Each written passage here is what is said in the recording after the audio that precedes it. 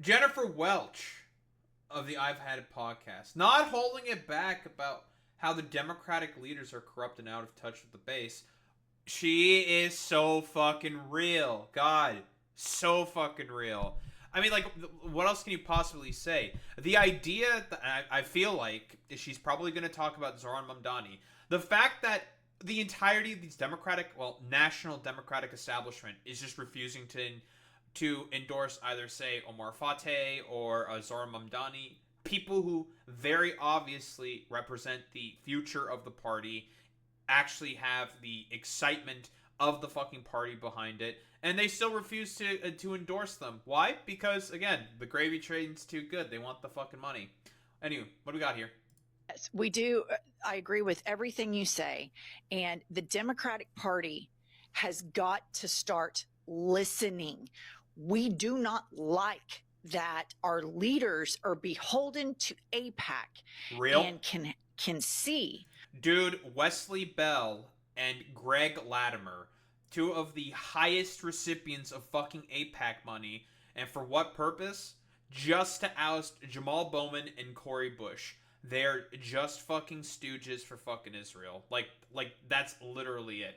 And I wonder why people are currently not having a very good time with liking what is going on in Israel. I can think of a couple of reasons for as to why that might be the case. Could not possibly because of the famine that they are perpetrating. Listen, it couldn't be that whatsoever. And those two are fucking Democrats. That's why. And it's just like, dude, listen, we get it. You guys just want to have all the exact same fucking corporate stooge money that the Republican Party is, because again, the Democrats are not a fucking liberal party. It's a conservative fucking party. Whereas, of course, with the Republicans, they are not conservative. They're just a bunch of far-right, authoritarian, fascistic dipshits. Like, that's the fucking main issue here. They're supposed to be an opposition party, but they want the fucking gravy drain to keep going, so they're not really going to oppose much of anything. What's happening when a woman is kidnapped by ICE and her child is left standing on the streets bawling, crying, and you go to the floor of Congress and you speak emotionally and all of these things. And then when it comes to Benjamin Netanyahu in Israel, you're all smiles for a photo shoot. Like, Real. we're not stupid. But by the way, what she's talking about is I think Benjamin Netanyahu did a visit, official state visit to the United States. I think it was about like a month ago or something.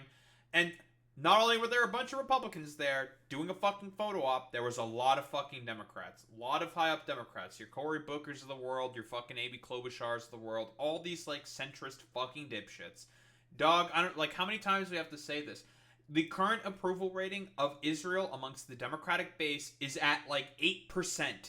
It is incredibly fucking low. To just keep doing photo ops, pretending that there's nothing wrong going on in fucking Israel with the fucking famine, which, again, thanks to a lot of votes that Bernie has been doing in the fucking Senate, there is movement amongst the Democratic Party. Now it is about a supermajority of Democratic senators are agreeing with not sending any more fucking weapons to Israel, which means the tide is turning. It's a turning. It's gonna happen eventually because people are just sick and fucking tired of all of the genocidal fucking bullshit that the United States is supporting. That's what it is, purely. Like there's like no other way to put it besides dog, it's a completely crazed, psychotic, genocidal apartheid regime.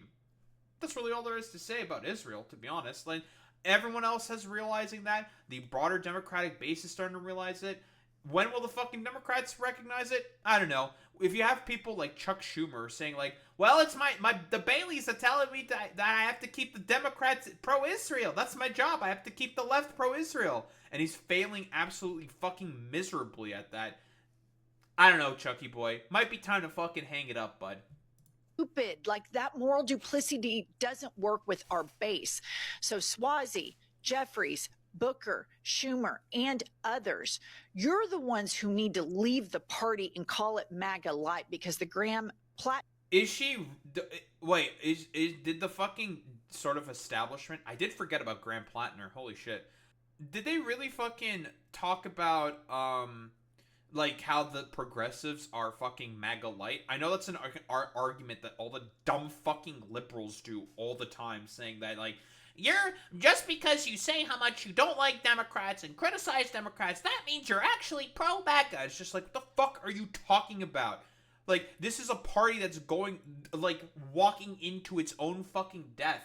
And I'm giving it a warning saying, like, do not go this way. This path is bad. You're going to die. This is really bad. This is a warning. If you want to be successful politically, drop Israel. Drop everything about Israel. Israel is just really fucking bad for obvious reasons. Like, do I need to go through with it?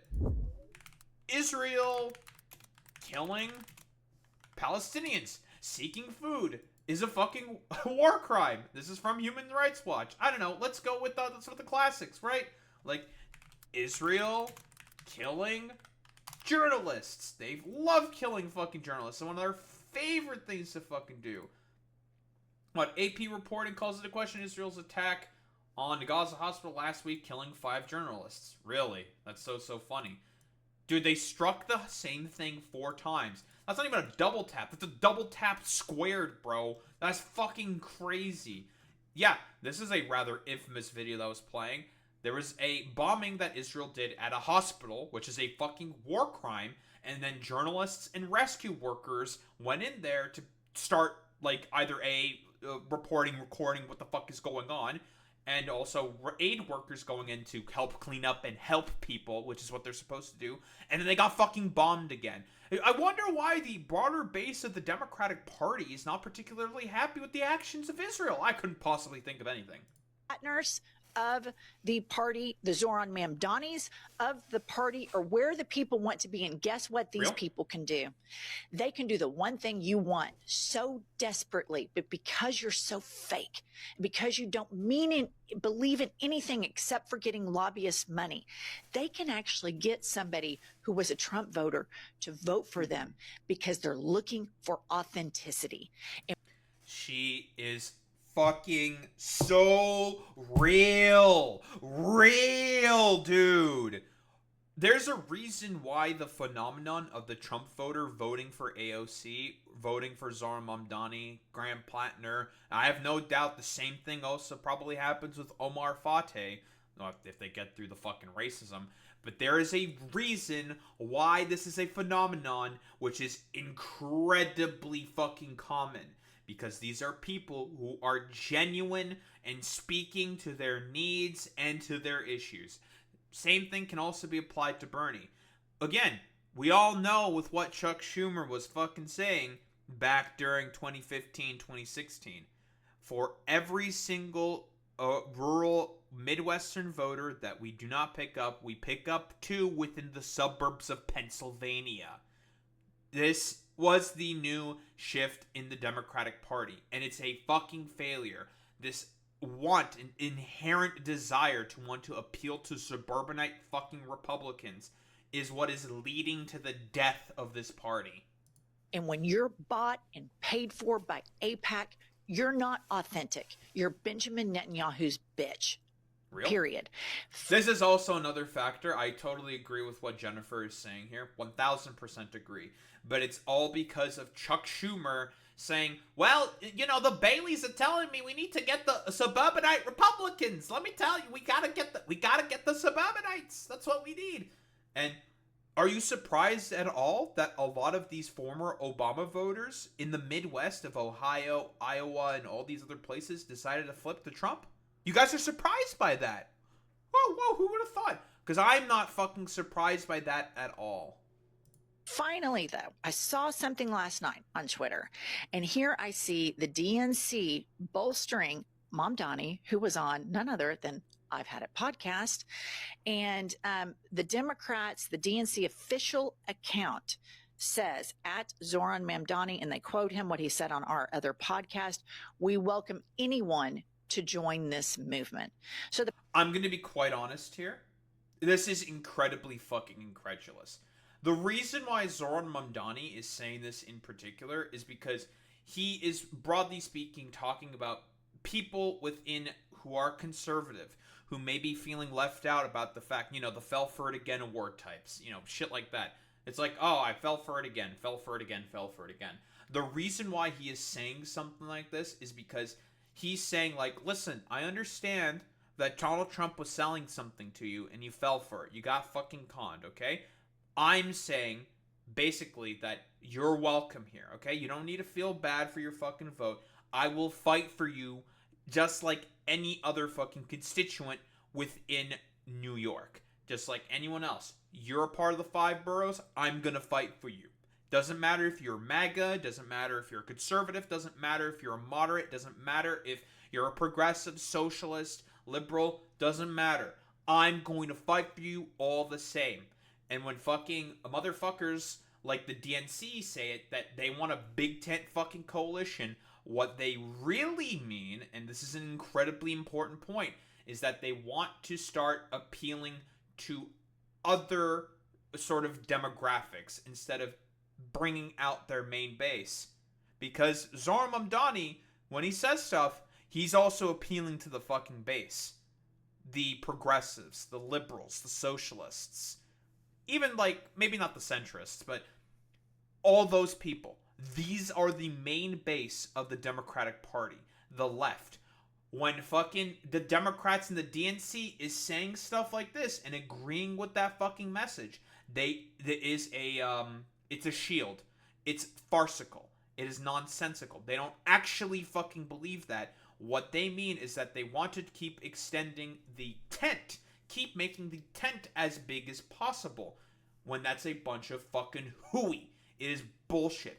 The Democratic Party wants to do everything possible to actively shun the left flank of the party. It is, when they say this, when they retweeted this, it is incredibly incredulous. The purpose of this episode is to apply pressure to the DNC, to the Democratic Party, to these dipshit Democratic strategists that don't know what they're talking about. I agree also with this point that Jennifer is raising. This point is also accurate, I would say.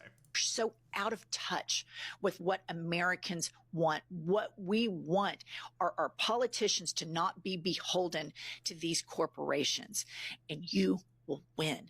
Unshackle yourselves, believe in something, be the party of progress, and quit acting like a conservative party that wants to prop up Andrew Cuomo, a failed governor that resigned in disgrace, who's kissing. Yeah, God, she's so fucking good, man. Just hitting the fucking nail on the head consistently. Like, for real. Like, Democrats, why the fuck are you trying to push out Andrew Cuomo? He is a disgraced governor who resigned due to the fact that he handled COVID like complete dog shit and let the virus, like, ravage senior homes, for fuck's sake. And you want to, like, push him? This is also the same motherfucker who sued 13 women who were credibly accusing him of sexual assault for their gynecological records, dude. And you want to fucking push out Andrew Cuomo? Are you fucking for real?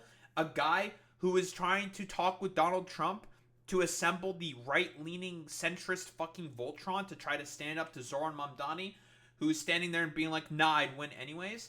Like, seriously, really? The guy who's trying to work with Trump to try to depose a fucking Zohran Mamdani. Seriously, are you people for real? Are you that out of touch?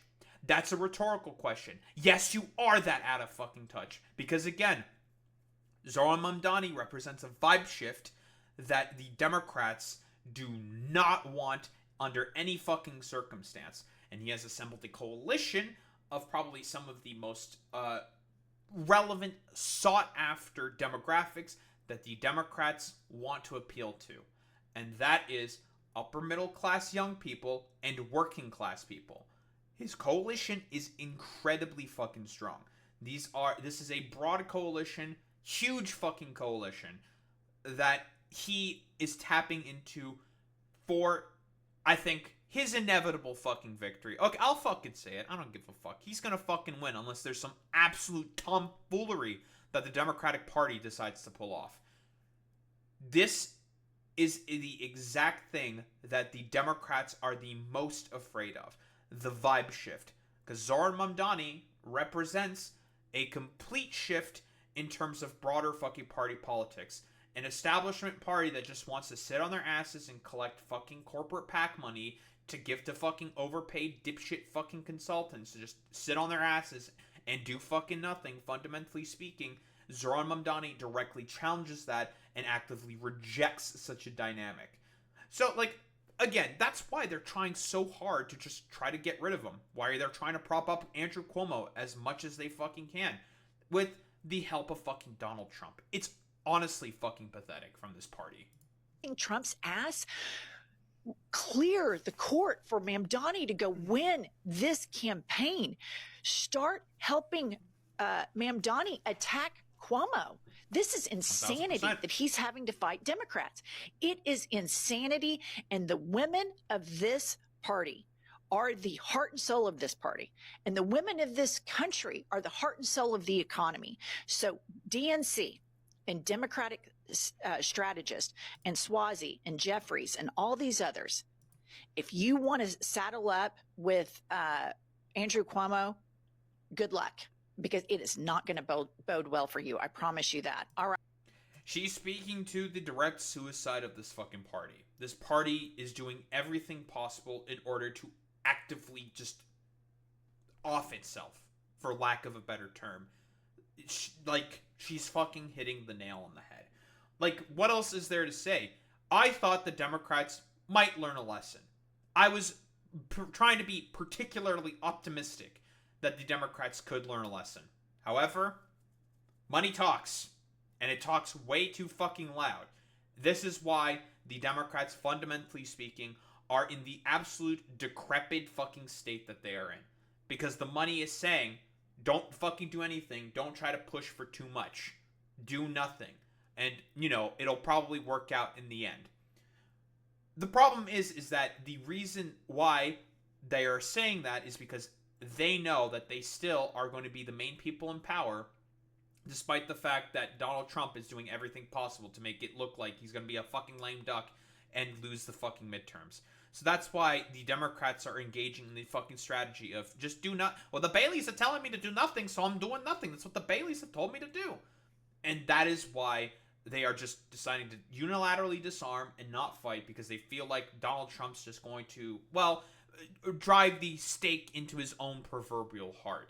And they're correct in that assessment, but they're doing that assessment because that is what their corporate donors are telling them to do. Their stupid corporate fucking strategists are telling them to do. And they are vociferously trying to push anyone who is representing a more left flank of the fucking party. Even though everyone is saying, do something, we are going to go more to the left, if you guys are just not going to sit there and do anything. It is, honestly, it's just the fucking suicide of the fucking party. They're doing everything in order to actively just become completely and wholeheartedly politically irrelevant. I should have trusted my fucking brain and just go with that. I decided to go with my heart and be fucking optimistic and say, maybe the Democrats will actually learn a fucking lesson from this. Idiotic of me to do that. I should have just been completely and utterly fucking cynical. But I decided to be a fucking optimist. My fucking mistake in that particular instance. So, as expected, this is only going to get worse and worse for the Democratic Party if they don't decide to fucking course correct. They're not going to, of course. The gravy train is too important. They just want the fucking money at any cost. And if that means the death of the fucking National Party, then it means the death of the National Party. And to just wallow away in relative obscurity and just nothingness until, let's be honest here, the fascist takeover becomes wholeheartedly complete from this complete decrepit dogshit party known as the Democratic Party. Don't think there's much else to say besides fuck the Democrats.